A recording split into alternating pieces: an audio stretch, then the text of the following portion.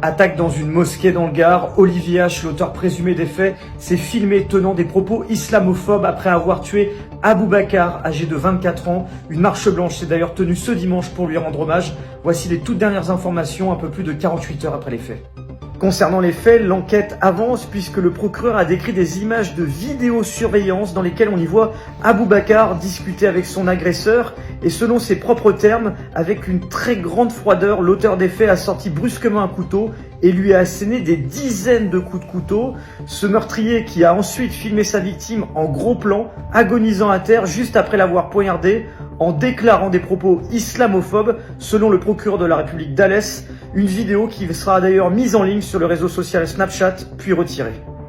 Et selon les informations du Parisien, on en sait un peu plus ce soir sur l'auteur présumé des faits. Il s'appelle Olivier H, il est âgé de 20 ans. C'est un homme de nationalité française, issu d'une famille bosnienne, dont une partie réside dans le Gard. Les avocats de la famille d'Aboubacar viennent d'ailleurs de réagir en disant, je cite, « À ce stade, l'analyse des éléments connus ne laisse aucun doute. Il s'agit d'une attaque de nature terroriste. Il est tout aussi évident que le parquet national antiterroriste doit se saisir de cette affaire sans délai. » Et c'est là justement toute la question autour de l'enquête concernant la caractérisation des faits, puisque pour l'instant, le parquet national antiterroriste, qui est en observation, ne s'est pas saisi des faits.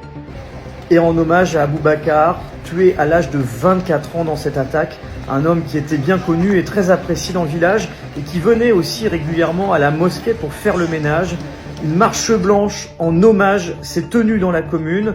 En parallèle, à Paris, un rassemblement contre l'islamophobie a eu lieu en présence de plusieurs personnalités politiques comme Jean-Luc Mélenchon ou encore Marine Tondelier. Et d'ailleurs, concernant les réactions politiques, Emmanuel Macron a réagi aujourd'hui sur X, dénonçant le racisme et la haine en raison de la religion.